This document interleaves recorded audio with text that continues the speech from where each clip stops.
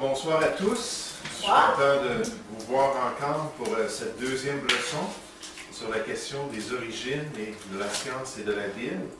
Puis j'aimerais qu'on puisse continuer à regarder cette leçon-là, à avancer un peu, puis apprendre de plus en plus concernant les merveilles de la création de Dieu.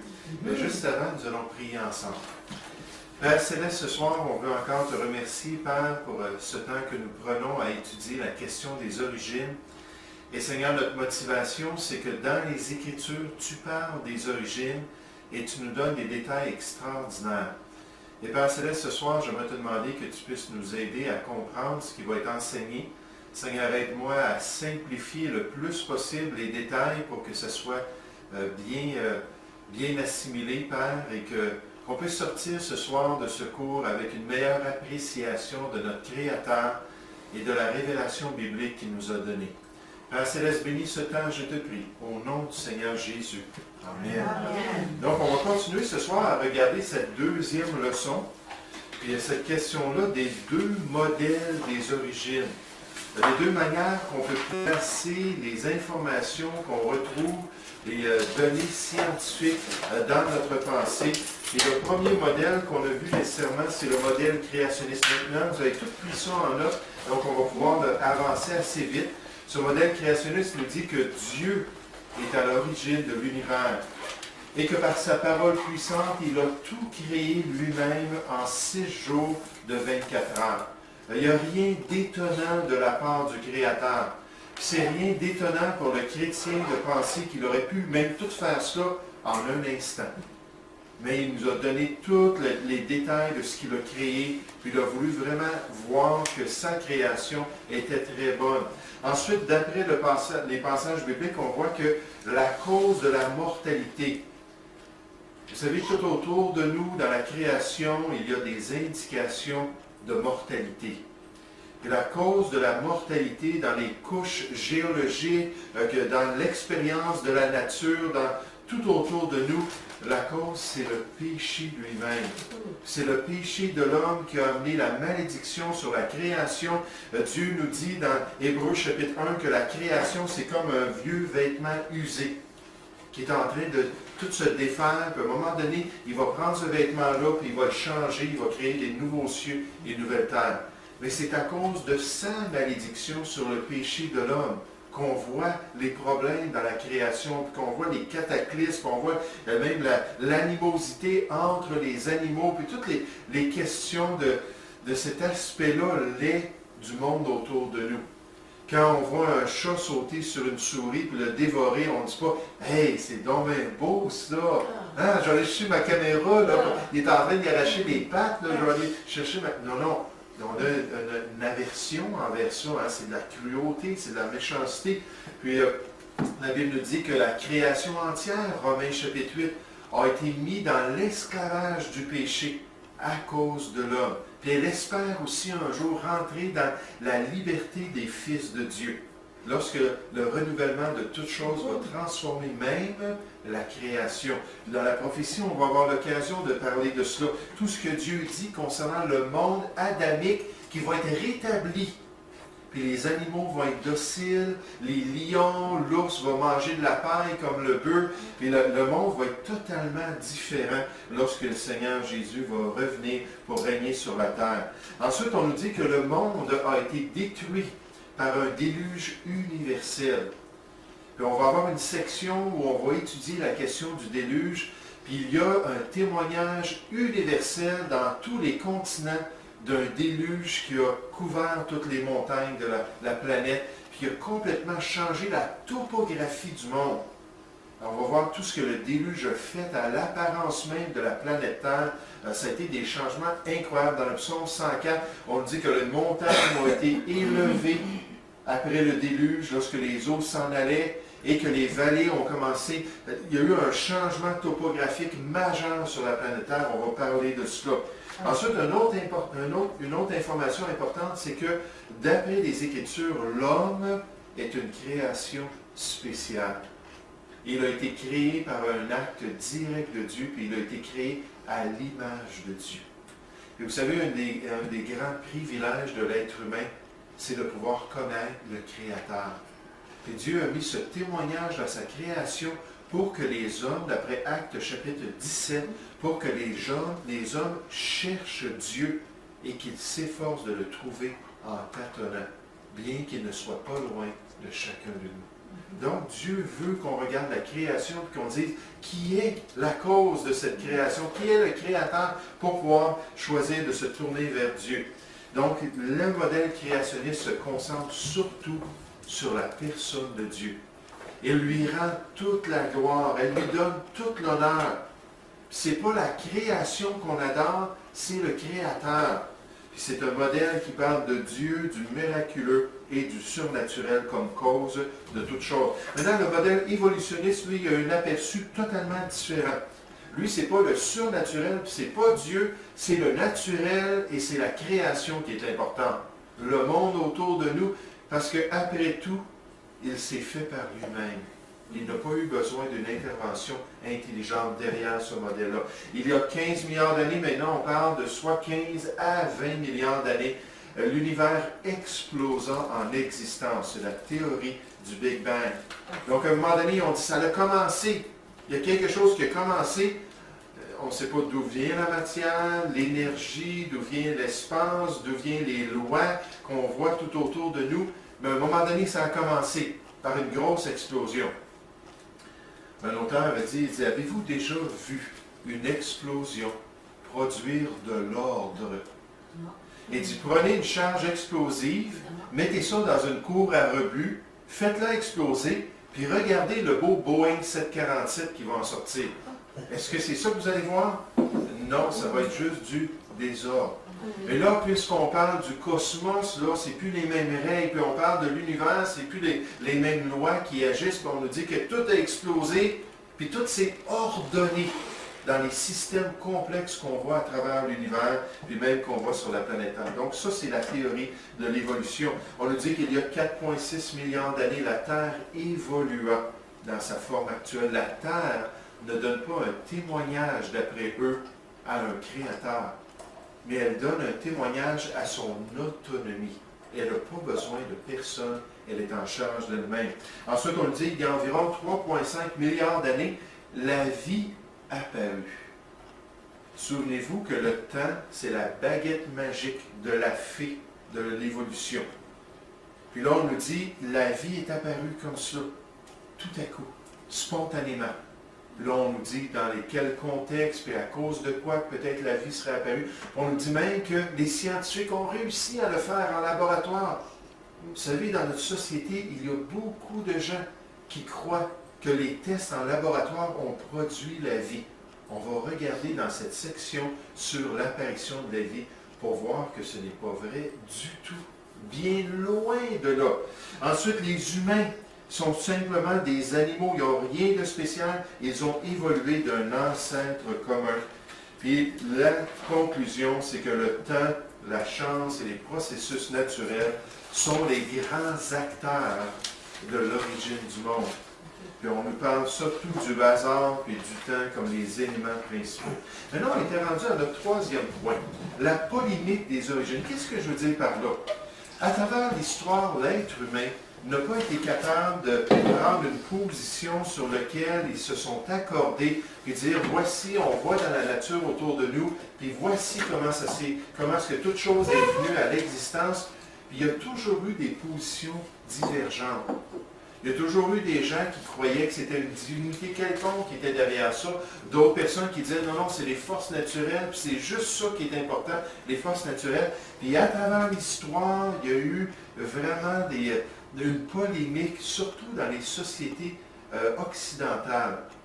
Lorsque les gens se tournaient et regardaient le monde autour d'eux, puis on a vu même sur notre feuille, on a eu un aperçu de différentes époques. Hein, on a regardé dans l'Antiquité, puis au Moyen-Âge, à la Renaissance, puis pendant les temps modernes. Puis on voit que ça a beaucoup varié dans la société, mais les gens ne sont pas arrivés à une unanimité. Il y a toujours eu différentes positions, différentes hypothèses, puis réellement différentes foi religieuses. Parce qu'on l'a vu que c'est une question de foi. Il n'y avait pas personne là de reporter avec leur caméra pour prendre des photos de la création originale, pour regarder, être témoin de ce qui s'est produit. Donc nous, on travaille avec quelque chose qui est dans le passé, puis on regarde ce qui se produit en ce moment, puis on essaie de déterminer ce qui s'est produit dans le passé. Mais ça, le passé, on ne peut pas amener ça dans le laboratoire, puis prouver ces choses-là. Et donc, il y a toujours eu cette polémie-là, il y a toujours eu ce questionnement-là concernant les origines. Certains vont dire l'évolution biologique peut cependant être expliquée sans le besoin d'un créateur. Ça, c'est leur position à le modèle évolutif. Sans le besoin d'un créateur ou d'un agent planificateur extérieur aux organismes eux-mêmes. Il n'y a aucune preuve non plus d'une force vitale ou d'une énergie immanente qui dirige le processus évolutif. Donc, pour certaines personnes, c'était évident que c'est seulement des choses naturelles. Vous savez, quand on entend une citation comme ça, il faut se rappeler que l'être humain ne connaît pas toutes choses. Si quelqu'un se dit un athée, la semaine passée, on a fait de la distribution, puis à un moment donné, j'ai donné ça à un jeune homme, puis il m'a dit, moi, je ne le veux pas, je suis un athée. Puis là, il s'en allait embarquer avec quelqu'un, fait que ce n'était pas le temps pour moi de commencer à parler avec lui. Mais vous savez, la position de l'athéiste, qu'est-ce que ça veut dire? C'est que c'est une personne qui est arrivée à une conviction qu'il n'y a pas de Dieu. Puis la position de l'athéiste, c'est la position la plus risquée qu'une personne peut prendre. Parce qu'une fois qu'on analyse cette position-là, ça ne tient pas debout. Puis d'autres personnes vont dire, non, moi je suis un agnostique. Un agnostique, ça veut dire que je crois que peut-être il y a un Dieu, mais on ne peut pas le savoir pour certains. On doit vivre là, dans le doute le restant de notre vie, puis espérer peut-être dans l'au-delà, on va avoir découvert la vérité, puis qu'on va être dans le bon chemin. Ils disent, il n'y a pas de possibilité de connaître Dieu, il n'y a pas de possibilité d'être en relation avec Dieu. Donc pourquoi se casser la tête de toute manière? Mais ils n'osent pas dire qu'ils sont athées par contre. Mais l'athéisme, c'est quelque chose, c'est une position qui ne fait pas de sens. Parce que si quelqu'un se dit athée, qu'il dit être certain qu'il n'y a pas de Dieu, il est en train de se proclamer Dieu lui-même. Pourquoi est-ce que je dis cela? Parce qu'une personne qui dit qu'il n'existe pas de Dieu doit vouloir dire par là qu'il connaît tous les endroits dans l'univers, qu'il est omniscient, qu'il a visité tout le cosmos, qu'il a visité tous les aspects de l'univers, donc il connaît toutes choses. Maintenant, il n'y a pas un être humain qui connaît grand-chose. Et même s'il était capable de connaître la moitié de tous les mystères de l'univers, c'est certain que Dieu pourrait se cacher dans l'autre moitié. Parce qu'il a dit qu'il veut que les hommes s'efforcent de le trouver en tâtonnant. Il leur dit que si on le cherche de tout notre cœur, il va leur permettre ils vont permettre qu'on puisse finalement arriver à cette place-là où on connaît Dieu personnellement. Ça, c'est le témoignage des théistes. Les théistes, ceux qui disent qu'ils croient que Dieu existe, puis qu'on peut avoir une relation avec eux. Les chrétiens sont des théistes, puis ils disent que Jésus-Christ est vivant, puis Dieu le Père est vivant, on est en communion avec lui. Mais quelqu'un qui se dit athée doit dire, c'est pas vrai cela. Votre expérience est fausse, c'est impossible. Les millions de personnes à travers l'histoire qui connaissaient Dieu, sont tous dans l'erreur. C'est juste une illusion personnelle. Parce que moi, je connais toutes choses. À un moment donné, lorsque j'essaie de me souvenir de son nom, j'ai juste un blanc de mémoire, mais le premier être humain, c'est un Russe qui est sorti de l'atmosphère terrestre. Puis, oui, c'est ça. Puis lorsqu'il est sorti, il est allé à peu près à 100 km à l'extérieur de l'atmosphère terrestre, puis là ensuite il est rentré.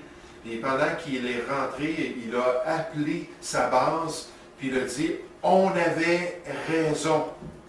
Dieu n'existe pas. Je suis sorti, puis je suis allé au ciel, dans le cosmos. Puis là, j'ai regardé autour de la Terre, et non seulement il n'y avait pas un gros éléphant comme les hindous croient, ou une grosse tortue, ou le dieu Apollos qui porte le monde, pas Apollos, le dieu Atlante qui porte le monde comme les Grecs croyaient, ou un autre phénomène de la cosmogonie ancienne, il dit ça n'existe pas, puis il dit j'ai pas vu le Dieu des chrétiens. Il dit donc le communisme, on avait raison. Mais là, lui, il est sorti à 100 km autour d'une petite planète insignifiante, si on pourrait dire, dans tout l'univers. Puis là, il pense avoir tout vu. Quelqu'un dit, c'est comme si on s'en allait dans l'océan, en bateau, puis on mettait notre petit orteil dans l'eau, puis qu'un requin ne nous avait pas mordu l'orteil, puis on disait, il n'y a pas de requin dans l'océan. C'est à peu près la même chose. Et donc, cet homme-là dit, il n'y a aucune preuve. Oui, mais est-ce que tu sais qu'il n'y a aucune preuve ou c'est ce que tu crois? Ça fait partie de ta religion, ça fait partie de ta foi. Un autre auteur, lui qui croit à la création, dit en ce moment, il peut être noté que les créationnistes maintiennent que les prédictions du modèle de la création sont plus en accord avec les faits observables de la nature, les faits scientifiques. Il dit quand on regarde, on fait des analyses du monde autour de nous, ça tombe tellement facilement dans le modèle de la création. Donc ça, c'est sa position. Que ceux du modèle évolutif, les données doivent être expliquées par les évolutionnistes alors qu'ils sont prédits par les créationnistes. À cause qu'ils connaissent la parole de Dieu, à cause qu'ils connaissent la manière que le Seigneur agit. Mais il y a une polémique dans notre société aujourd'hui. Il y a des gens dans ces deux camps-là qui vont écrire des livres, qui vont faire des conférences, qui vont faire des débats ensemble, qui vont parler dans les grandes universités du monde. Puis là, ça s'envoie d'un côté et de l'autre, des arguments. Là. Puis quand on regarde dans les médias, la plupart du temps, on ignore cette polémique-là. On essaie de nous dire qu'au contraire, c'est unanime dans le monde scientifique. Tout le monde, tous les scientifiques croient à l'évolution, puis croient que c'est un fait, une loi scientifique. Mais c'est bien loin d'être le cas. Mais pour nous, en tant que chrétiens, on réalise que c'est une question spirituelle. On réalise que Dieu nous a donné la vérité. Il nous a révélé son œuvre. Et que le monde autour de nous ne veut pas accepter et le Créateur, et sa révélation, et la question du péché, la question du besoin de la rédemption, la venue du Seigneur Jésus-Christ. Il rejette toutes ces choses-là. C'est tout lié ensemble. La Bible nous dit dans les derniers temps, car il viendra un temps où les hommes ne supporteront pas la saine doctrine, l'enseignement des Écritures, la révélation de la parole de Dieu. Mais ayant la démangeaison d'entendre des choses agréables, ils se donneront une foule de docteurs selon leurs propres désirs, détourneront l'oreille de la vérité et se tourneront vers les fables. C'est un choix de société. C'est une décision qui est prise par les gens autour de nous. Puis depuis le Moyen Âge, si on regarde le monde académique, il y avait vraiment cette conspiration-là qu'on peut voir dans les écrits des académiciens. Les académiciens, c'est ceux qui sont derrière le monde académique, qui disaient qu'il faut développer absolument une perspective de la vie sans Dieu, sans l'Église et sans la Bible. Après les presque 1000 ans d'abus pendant le Moyen Âge de l'Église catholique, les gens se sont dit, surtout en Europe, ça a parti. Charles Darwin, il vient de l'Europe. Charles Lyell, il vient de l'Europe. Et tous ces grands naturalistes-là ont influencé le monde académique, puis ont influencé aussi le monde de l'Amérique. Puis donc ici aussi, on a la même influence, puis là c'est international, c'est le consensus international. Mais leur idée, c'était d'enlever le fondement des vérités chrétiennes, de détruire la foi dans la parole de Dieu, de mettre en doute toutes les questions importantes. Par exemple, la question des origines de toutes choses. Si on ne peut pas croire que Dieu sait de quoi il parle lorsqu'il nous parle de sa création, il en parle amplement dans les Écritures, à ce moment-là, comment est-ce qu'on peut croire lorsqu'il nous parle de la science? Comment est-ce qu'on peut croire lorsqu'il nous parle de l'histoire? Comment est-ce qu'on peut croire lorsqu'il nous parle des besoins de l'homme? Puis de la question du salut. C'est vraiment tout lié ensemble. La Bible dit dans Jean 5 au verset 19 que nous savons en tant que chrétiens que nous sommes de Dieu et que le monde entier est sous la puissance du mal. Il n'y a pas de neutralité autour de nous. Soit qu'on va suivre le Seigneur Jésus, Il a dit ça dans Luc 21, 34. Non, je me trompe dans ma référence, il faudrait que je vérifie. Mais il a dit, si vous n'êtes pas avec moi, vous êtes contre moi. Donc, soit qu'on va suivre le Seigneur Jésus, ou bien non qu'on va suivre le Dieu de ce monde. Soit qu'on va suivre la parole de Dieu, ou on va suivre la parole des hommes. Il y a une influence, le Dieu de ce siècle qui essaie d'aveugler les gens, puis les détourner. Puis dans 2 Pierre chapitre 3, on nous présente ça comme un fait des derniers temps, que le malin va utiliser ses serviteurs, ses ministres, pour répandre l'incrédulité envers la création, envers le déluge, le jugement de Dieu sur cette génération et envers le futur, c'est-à-dire le jugement de Dieu qui est encore à venir. Dieu qui a réservé cette terre pour le jugement par le feu. Lorsque même les atomes même de la terre vont être complètement détruits, et Dieu va refaire des nouveaux cieux et une nouvelle terre. Maintenant, ça, c'est les 2 positions normales. La position, le modèle créationniste, le modèle évolutionniste. Maintenant, il y a un compromis que certains chrétiens, dans lequel ils s'impliquent et qu'ils poussent, et ils vont parler de l'évolution, qu'ils croient que l'évolution, c'est un fait, oui, mais que l'évolution a été supervisée par Dieu. Il y a 2 grandes catégories de chrétiens, on va les appeler de 2 termes, je vais vous les mentionner dans un instant, qui poussent cela. Eux, ils veulent faire le compromis et dire, oui, il y a eu un Big Bang, puis oui, il y a eu des milliards d'années d'évolution. Ce qu'on voit là, dans les récifs de la Terre, ce qu'on voit dans les couches, les strates de la Terre, ça nous montre qu'il y a eu cette période de temps d'évolution, mais dans le fond, c'est Dieu, à sa gloire, qui a utilisé le processus d'évolution pour créer toute chose. Vous savez, même avant qu'on commence à regarder ces points-là, il faut juste penser au fait que si pendant des milliards d'années, il y avait eu ce combat-là, ce travail-là entre les différentes races pour la survie des espèces, puis qu'il y avait eu cette mortalité-là, puis qu'on a ce témoignage-là dans les couches géologiques, qu'on voit ça dans la Terre, les fossiles des dinosaures, les fossiles des animaux disparus, les espèces qui n'existent plus aujourd'hui. C'est comme ça que Dieu a voulu se glorifier. J'aimerais vous dire, c'est pas trop à sa gloire. Parce que ça nous parle de violence, ça nous parle de douleur, ça nous parle de mortalité.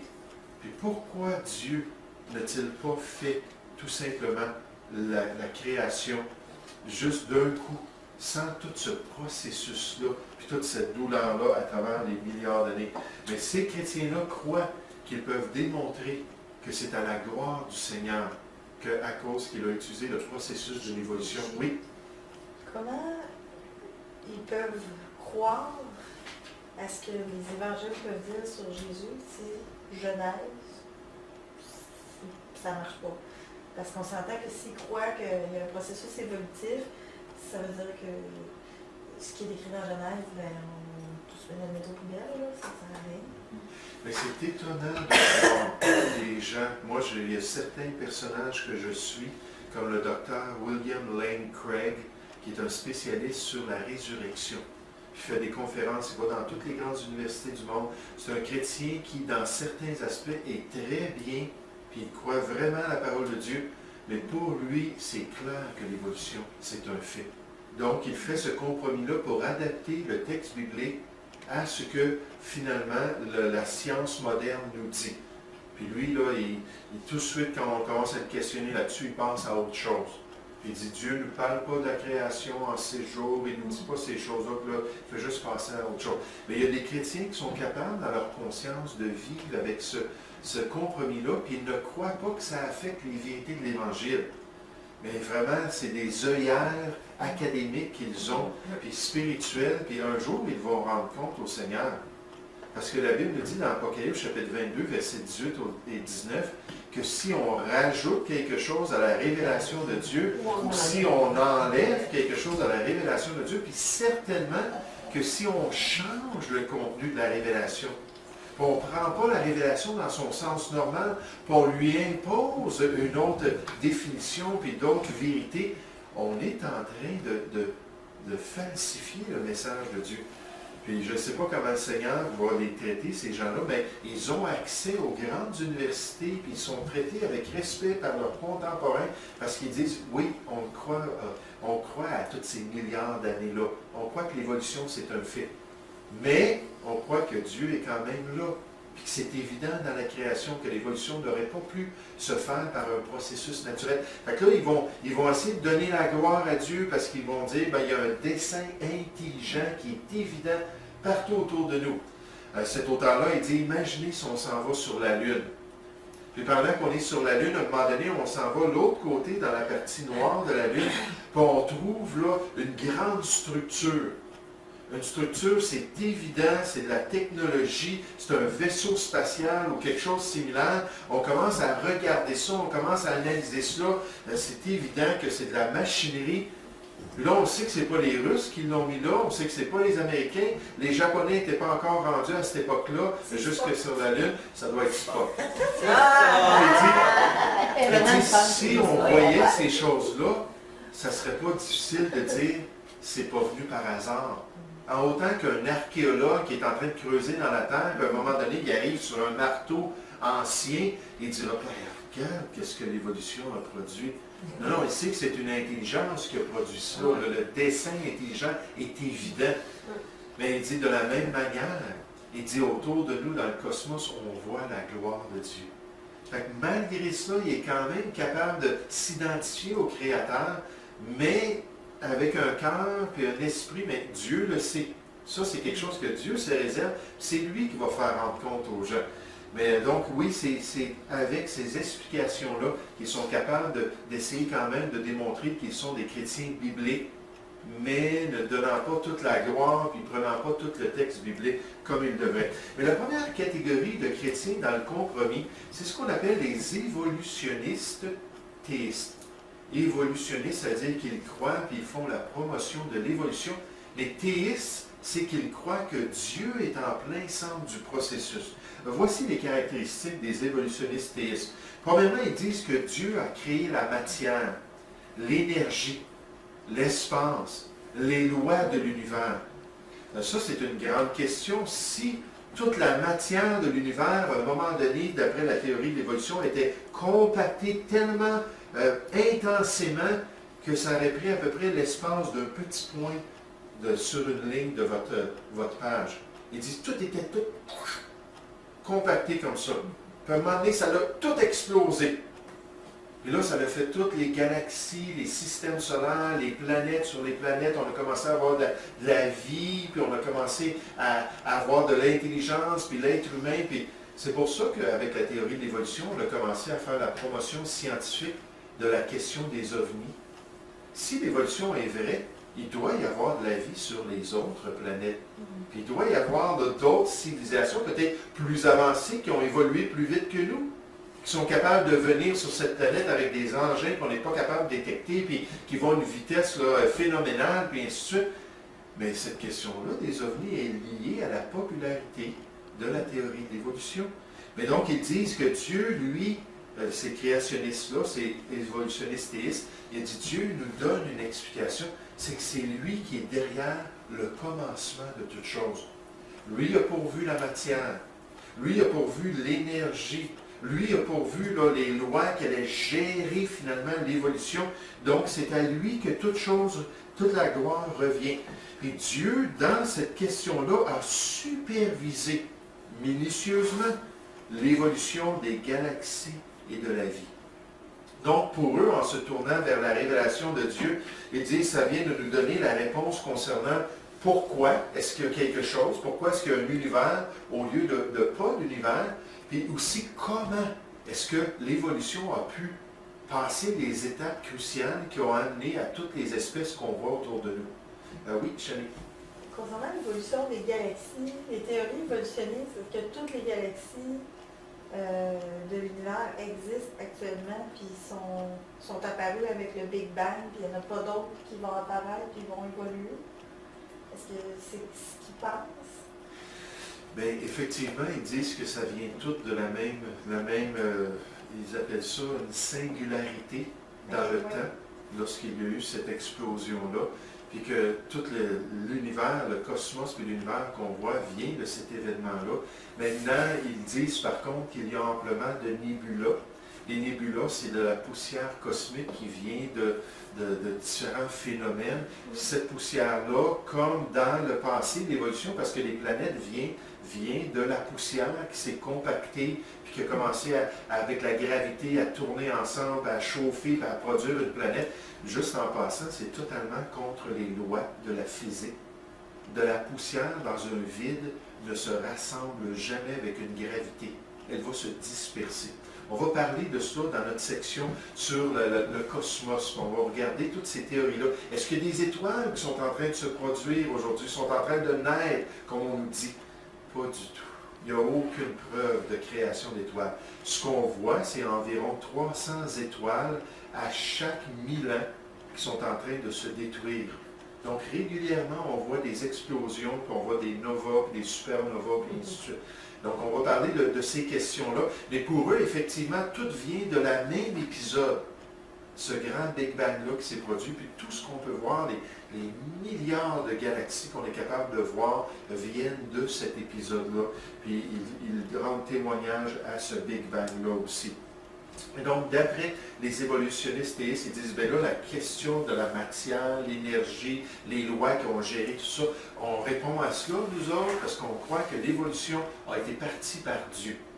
Puis comment est-ce que ça s'est produit, puis comment est-ce que ça s'est développé, puis comment est-ce qu'on a pu avoir des nouvelles espèces, puis ainsi de suite. Ah, c'est Dieu qui est en arrière de tout cela. Parce que c'est lui qui gérait les petits cadrans pour permettre à l'évolution de se produire. Pour eux, le récit de la Genèse ne doit pas être interprété littéralement. Parce qu'après tout, il y a plusieurs approches qu'on peut prendre à l'interprétation biblique. On a vu dans l'Apocalypse, dans la question de la prophétie, il y a 4 approches qui sont proposées pour la question prophétique, mais aussi dans la question des origines puis des faits scientifiques. Lorsqu'on regarde la Bible, il y a plusieurs approches qui sont proposées. Il y a seulement une approche qui est bonne. Il y a plusieurs approches qui sont proposées. Je vous ai remis une feuille, vous devez l'avoir dans vos notes, qui nous parle des différentes interprétations de Genèse 1 et 2. Dans la parole de Dieu, c'est Genèse 1 et 2 qui est le passage clé pour interpréter la question des origines. Genèse 1 et 2 nous décrit en détail l'œuvre créatrice de Dieu. Puis ce passage-là, juste en passant, dans l'Ancien Testament, il y a beaucoup de poésie, tout à travers l'Ancien Testament. Un langage poétique. Dans les livres poétiques comme les psaumes, puis Ecclésiastes, puis Proverbes, il y en a plus. Mais il y en a à travers. Les Juifs, lorsqu'ils écrivaient, poussés par l'Esprit de Dieu, aimaient ça, mettre ça dans le style littéraire qui était populaire. Puis même si on ne le voit pas dans la langue française, lorsque les prophètes écrivaient, souvent il y avait des tournures de France, puis il y avait le parallélisme hébraïque qui était là dans le texte, puis on voit de la poésie. Mais quand on arrive dans le chapitre 1 et 2 de la Genèse, c'est un langage purement historique. Là, il n'y a pas ce style-là. Les gens disent, ben, ça nous parle d'un mythe, là, le livre de la Genèse. Ça nous présente juste une image de l'œuvre créatrice de Dieu à travers l'évolution. Mais Dieu ne nous a même pas donné un style littéraire comme ça. Bien au contraire, il a dit, écoutez, je veux que vous sachiez, voici ce que j'ai fait. C'est pour cela que vous devez croire en moi, puis vous appuyer sur ma parole. Je vous ai mentionné le psaume 104. Le psaume 104, ça présente la création de Dieu d'une manière imagée, avec beaucoup de poésie. Là, ça rajoute là, toutes sortes d'informations, bien sûr. Là, on peut voir une distinction entre un texte qu'on doit prendre avec une certaine compréhension du style littéraire, puis un autre texte qui présente de l'histoire. Puis juste en passant, les hommes de Dieu dans l'Ancien Testament, puis les hommes de Dieu dans le Nouveau Testament, interprétaient la création de Dieu d'une manière historique et littérale. Jésus n'a jamais changé le contenu quand il a cité à 25 reprises le livre de la Genèse. À chaque fois, il décrit exactement comme c'est décrit historiquement dans le livre de la Genèse. Mais les gens disent non, non, non, il faut prendre ça. Là. Puis là, on voit toutes sortes de méthodes. Il y en a qui disent ben, c'est 24 heures, c'est vraiment des jours normaux. D'autres disent non, non, c'est des âges, la théorie d'interprétation jour-âge. Non, c'est des jours littéraires. Non, c'est une création subséquente. La théorie de l'intervalle, la théorie des deux phases. Mais il y a des différentes approches. Donc, ils disent ben, quand on regarde ça, ben, il ne faut pas trop être trop stické sur le texte, puis on peut lui faire dire ce qu'on veut finalement au texte biblique de Genèse chapitre 1 et chapitre 2. Comme définition, l'évolutionniste théiste. Un auteur dit, serait-ce possible que la méthode de création de Dieu, de Genèse 1 et 2, puisse avoir réellement été ce que les évolutionnistes nomment l'évolution? Est-ce possible que finalement ça soit en accord parce que c'est de l'évolution? Un cliché populaire des écrivains néo-orthodoxes et libéraux est l'idée que Dieu a révélé dans les Écritures le fait de la création, mais qu'il ait remis la méthode entre les mains des scientifiques, la méthode de la création. Donc Dieu nous a dit, oui, j'étais derrière tout cela, mais dans le fond, pour les détails, là, cassez-vous pas la tête. Vous allez le découvrir en regardant le monde autour de vous. Vous allez voir que ça a pris des milliards d'années, que la Terre, le cosmos est vieux de milliards d'années, puis c'est tout un processus de sélection naturelle, puis des lois naturelles, puis tout est venu comme ça. Ça, c'est l'idée qui est proposée. Un autre auteur dit, cette théorie est similaire à l'évolution séculière, celle de l'évolution théiste, dans sa relation avec les données scientifiques. Ils prennent les données scientifiques puis ils mettent dans le modèle, d'après vous, de la création ou le modèle de l'évolution. Oui, le modèle de l'évolution. Donc, ils traitent les données exactement comme les gens dans le monde. Ensuite, il dit, Dieu peut avoir débuté le processus évolutif et l'a ensuite guidé par des processus naturels où il a guidé jusqu'à un certain point le processus évolutif. Mais c'est Dieu qui est à l'origine de la création, de l'évolution. C'est lui qui est derrière ça. Donc, comme définition, oui, l'évolution, mais Dieu est derrière l'évolution. Il est derrière la structure, il est derrière les composants, il est derrière les lois du cosmos, puis il a laissé sa loi évolutive agir par elle-même. C'est pour ça qu'autour de nous, on a le témoignage de l'évolution. C'est comme ça qu'il présente ces faits-là. Oui? Mais comment est-ce qu'ils expliquent le fait que ça dit il y a eu un soir et il y a eu un matin, ce fut le premier jour? Comment, là je sais qu'ils peuvent dire que c'est un ange et ainsi de suite, mais comment, voyons, c'est quoi le mot conjugué, non? C'est quoi? Comment concilier les deux? Tu sais, comment dire, qu'est-ce que... Mais quand on va regarder, on a une section qui s'en vient dans la 3e leçon. C'est les preuves bibliques d'une création surnaturelle de Dieu. On va regarder le texte biblique, puis ensuite on va voir la section des preuves scientifiques, comme quoi le monde autour de nous a été créé par Dieu, et non pas par un processus d'évolution. Fait qu'on va parler un peu de toutes ces questions-là. Mais pour les évolutionnistes théistes, lorsqu'ils voient le mot « yom », qui est le mot hébraïque qui est traduit « jour » dans Genèse 1 et 2, on va tout avoir des chartes là-dessus, vous allez tout comprendre. Mais quand ils voient ça, ils disent « oui, mais ce mot-là, il peut vouloir dire des époques, des âges, des longues durées de temps. » Donc, certainement que Dieu est en accord avec les milliards d'années lorsqu'il décrit le processus évolutif dans Genèse 1 et Genèse 2. Mais c'est totalement frauduleux. 98% des références dans l'hébreu du mot « yom », ça parle d'un jour littéral. Quand c'est accompagné d'un soir ou d'une nuit, quand c'est accompagné de chiffres numériques, ça veut toujours dire un jour normal de 24 heures. Vous allez voir, on va regarder les statistiques des citations des grandes universités du monde qui ne sont pas les spécialistes dans la langue hébraïque des grandes universités qui ne sont pas dans le débat et dans toute cette question-là de l'évolution. Ils vont dire, c'est clair, la langue des Juifs est sans équivoque. Puis si on voulait parler des âges Si on voulait parler des longues périodes de temps, il y a d'autres mots dans la langue hébraïque.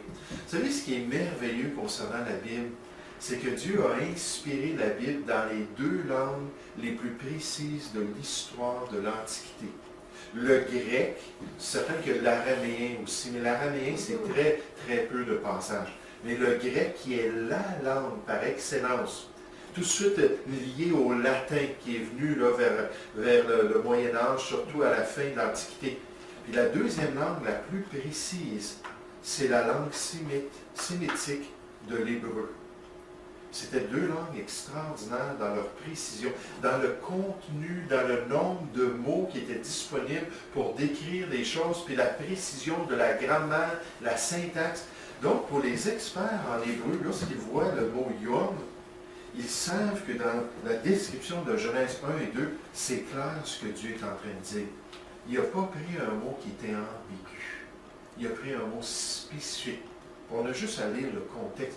Puis pour ceux qui disent, oui, mais chaque jour, c'était une période de temps de milliers ou de millions, de milliards d'années, juste en passant, la séquence de la création et la séquence de l'évolution ne fonctionne pas du tout. Ce qu'on voit que Dieu a créé, puisque l'évolution dit que c'est produit dans l'évolution du cosmos et l'évolution sur la Terre, ça ne fonctionne pas, ce n'est pas du tout dans le même ordre. Donc, c'est vraiment simpliste de dire ça. Mais pour répondre à ta question, effectivement, ils disent, bon, mais le mot yom, ça peut être c'est un mot générique, ça peut vouloir dire des longues périodes de temps. Là, ils pensent à la prochaine question, puis ils s'en vont avec ça.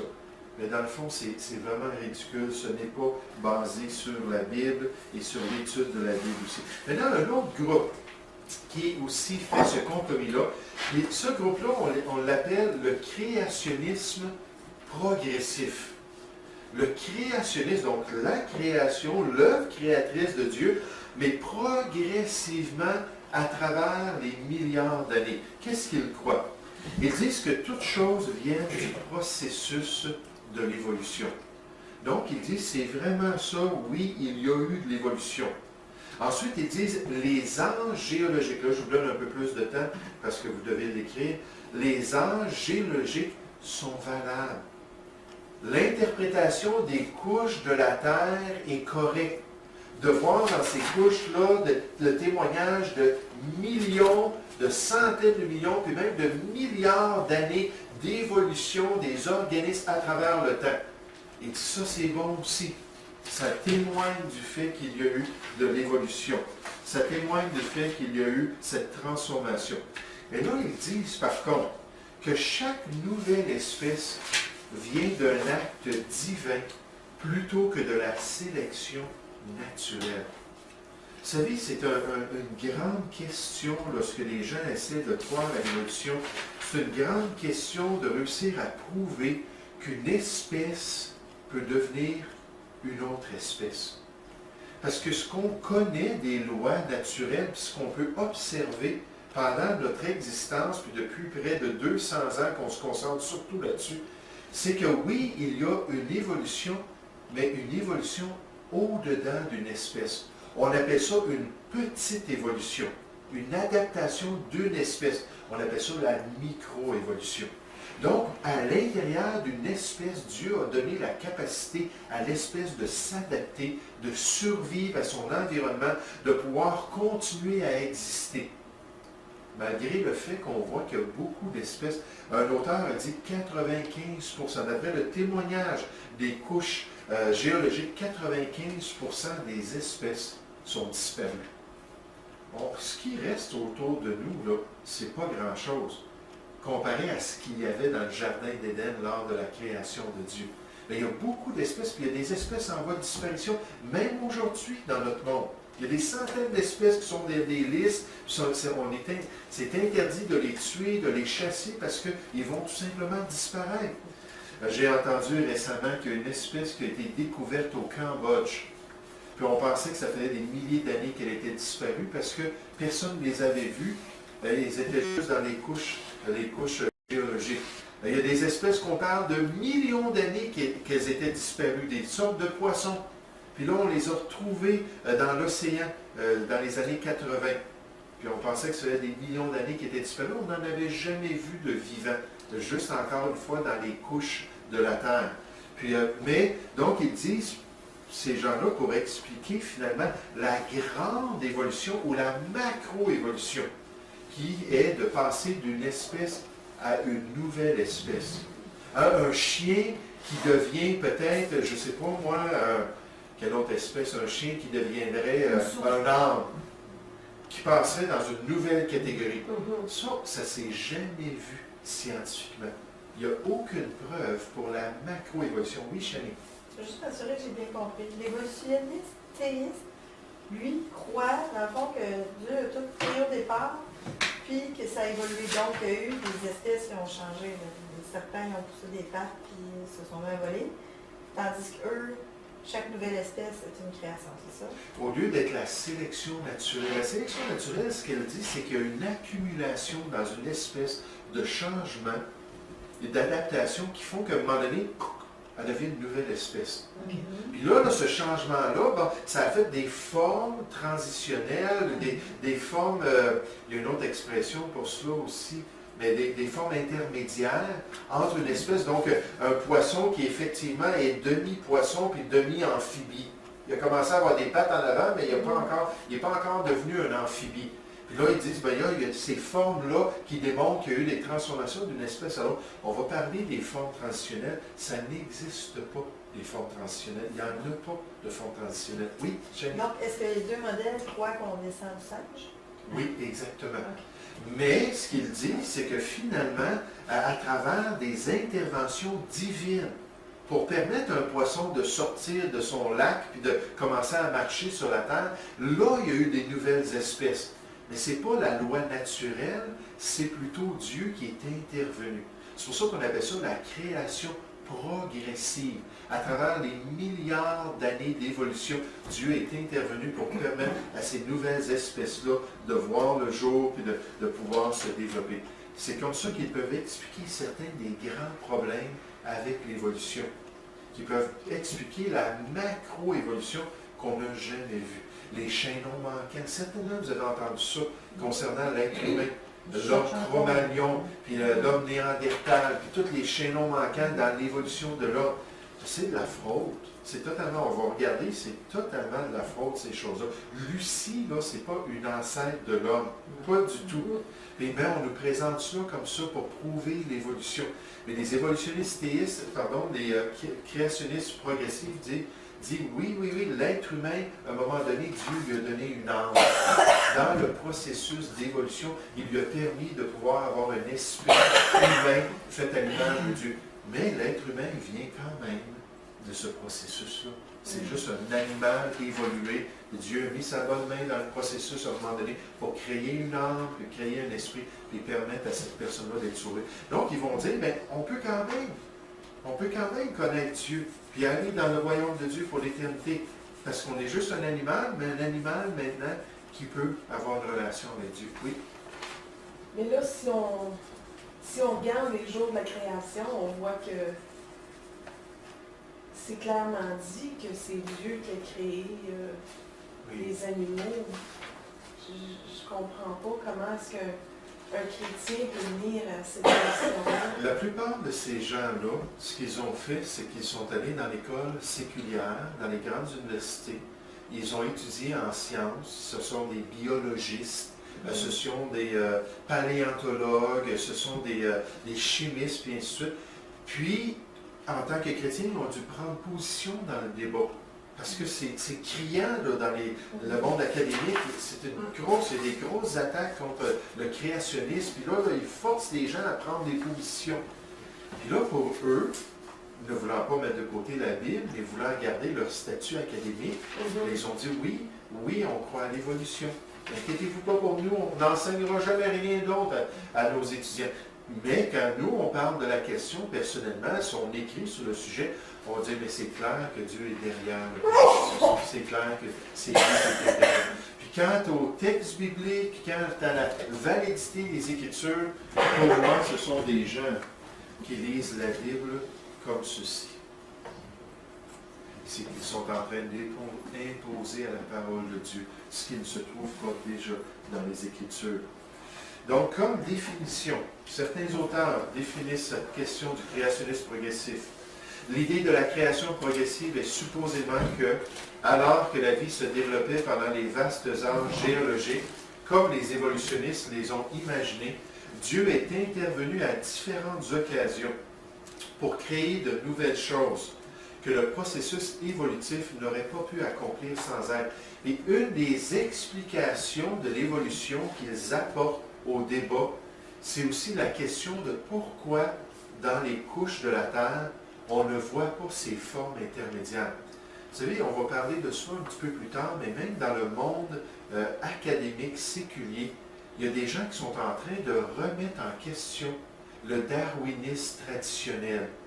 Ils sont en train de dire, bien, il n'y a tellement pas de preuves que l'évolution s'est produite lorsqu'on regarde tous les fossiles, qu'on regarde tout ce qu'on retrouve dans la Terre. Darwin il a dit, dis-moi là, et je considère que le plus grand empêchement de ma théorie, c'est si on n'arrive pas à trouver des formes transitionnelles entre les espèces, des formes intermédiaires. À l'époque de Darwin, lorsqu'il allait faire des fouilles, puis il avait fait pendant des années, il s'apercevait qu'il trouvait des fossiles de telle espèce d'animal dans une couche, puis plus tard, il trouvait encore des fossiles de la même espèce, puis peut-être un peu plus loin, des fossiles de nouvelles espèces, mais il ne trouvait jamais le fossile entre les deux. Puis il a dit dans l'origine des espèces, il a dit, si on n'en trouve pas un jour dans l'avenir, bien, ça remet tout en question ma théorie. Puis effectivement, près de 150 ans plus tard, un peu plus que 150 ans plus tard, on est encore au même constat qu'il n'y a pas de forme transitionnelle. On en présente par contre, on en pousse dans les médias. Mais une fois qu'on regarde l'anatomie, on regarde les détails de ces fossiles-là, on s'aperçoit que ce ne sont pas du tout des formes transitionnelles. On va parler, par exemple, des formes transitionnelles au niveau de l'évolution de l'homme, et des hommes des cavernes, puis toutes ces choses-là. On va aborder cette question-là dans l'avenir. Mais donc, pour expliquer ça, comment ça se fait qu'il n'y en a pas de forme transitionnelle, il dit, bien, c'est parce que Dieu est intervenu. Donc, les prochains fossiles, c'est les prochaines sortes d'animaux dans le processus. C'est pour ça qu'on ne voit pas entre les formes. Donc, c'est leur explication. Un autre auteur dit, concernant le créationnisme progressif, je vous dis cela pour que vous puissiez savoir que dans le monde chrétien, ce ne sont pas juste des créationnistes. Pas juste des gens qui vont dire, moi je crois que la Bible est claire, elle nous donne une description précise de l'œuvre de Dieu dans les origines. Non, il y a amplement de chrétiens qui vont dire, non, c'est l'évolution qui est un fait. Là, quand on leur demande pourquoi, des fois, ils vont avoir des grandes discussions, puis ils vont donner beaucoup de choses. Mais une fois qu'on passe à travers toute la fumée de leurs arguments pour arriver aux vraies questions, on s'aperçoit qu'ils n'ont pas de preuves scientifiques, ils n'ont pas de preuves bibliques pour ce qu'ils disent non plus. Mais les idées varient grandement dans l'exposition du concept de la création progressive de plusieurs écrivains, avec plus ou moins des actes créatifs dispersés dans le processus évolutif d'après les goûts des auteurs, démontrant que c'est juste une théorie, c'est pas vraiment scientifique. Tous, pour autant, acceptent le modèle évolutif des âges géologiques et ils envisagent la création progressive sur une période de plus de 5 milliards d'années, plutôt que sur une période de 6 jours. C'est toute une différence. La création progressive, les jours de la Genèse seraient de longues périodes de temps équivalent en gros aux supposés âges géologiques, ce qu'on voit dans les strates de la Terre, les couches de la Terre. Chaque catégorie de vie fut créée par intervention surnaturelle à différents moments durant les âges. Donc ça, c'est la définition de la question de l'âge du créationnisme progressif. On peut dire oui, l'évolution, mais l'intervention de Dieu dans le processus. Pas autant à l'origine, ils ne vont pas parler de d'où vient la matière, et ainsi de suite, mais dans le processus, Dieu est intervenu pour qu'il y ait cette évolution-là. Maintenant, j'aimerais juste en terminant cette section-là, avant qu'on se tourne vers les faits bibliques, les faits scientifiques, puis ensuite on va rentrer dans des catégories comme l'origine de la vie, l'origine de l'homme. On va analyser plus ces questions-là, le cosmos, l'univers, puis ainsi de suite. Mais juste avant cela, en parlant de sujets, en parlant d'exemples de phénomènes naturels qui vont des fois pousser même des évolutionnistes à considérer Dieu dans leur équation on a un exemple dans l'explosion cambrienne. J'aimerais juste vous expliquer qu'est-ce que c'est ce phénomène incroyable que l'explosion cambrienne. Et lorsqu'on parle de Cambrien, on parle d'une période de temps dans l'évolution, d'après le scénario là, évolutif. Puis quand on parle de l'explosion cambrienne, on parle surtout du témoignage qu'on retrouve dans les couches de la Terre. Lorsqu'on commence plutôt à regarder les couches de la Terre, on s'aperçoit qu'il y a beaucoup d'informations qui nous viennent des couches de la Terre. C'est pas juste des roches qu'il y a dans la Terre. Il y a beaucoup de choses. On prend une place comme le Grand Canyon. On peut analyser les géologues, les archéologues. Ils aiment ça passer du temps dans le Grand Canyon parce que c'est comme des couches de la Terre représentant des millions d'années d'après l'évolution qui sont directement à la vue. Donc, on peut se promener puis commencer à faire des analyses, creuser, puis trouver des choses. Puis en fait, on trouve beaucoup de choses dans la Terre. On appelle ça, les couches de la Terre, on appelle ça des couches géologiques. Ou on appelle ça des fois la colonne géologique. Ou l'échelle des temps géologiques. En géologie, la branche de la science de la géologie qui étudie cela s'appelle la stratigraphie. La stratigraphie, parce que les couches, on les appelle des strates. Elles cherchent vraiment à analyser là, les couches de la Terre et trouver le plus d'informations possible. Mais quand on commence à regarder, on va trouver de la poterie, je m'excuse si c'est en anglais, je n'ai pas trouvé de charte en français, on va trouver des fossiles, on va trouver des fois de l'or, on va trouver toutes sortes de récifs dans la Terre. Puis dans ces couches-là, on est capable d'arriver à des conclusions, au moins à certains niveaux. C'est pour ça que je vous ai donné cette feuille-là. Des fois, lorsqu'on parle de ces couches de la Terre-là, on pense que c'est rempli de fossiles de dinosaures. Parce qu'après tout, à travers le monde, ils ont trouvé des milliards de fossiles de dinosaures. Puis on pense que c'est ça qu'on retrouve dans les couches de la Terre. En grande partie, 95% de ce qui est découvert dans les couches de la Terre sont des invertébrés aquatiques.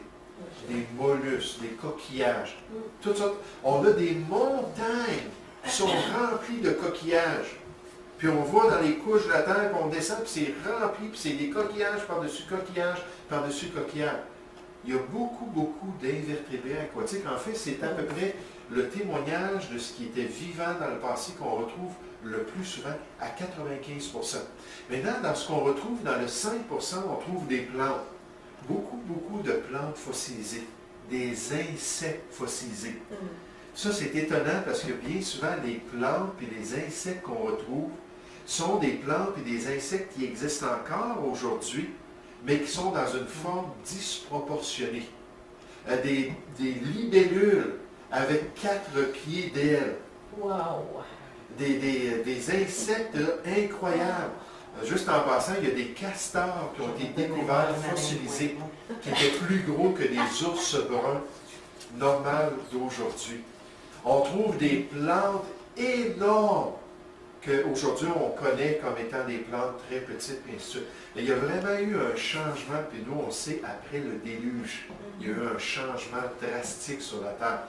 Mais avant le déluge, les conditions étaient vraiment spéciales. Puis permettaient, par exemple, à des lézards de vivre des milliers d'années.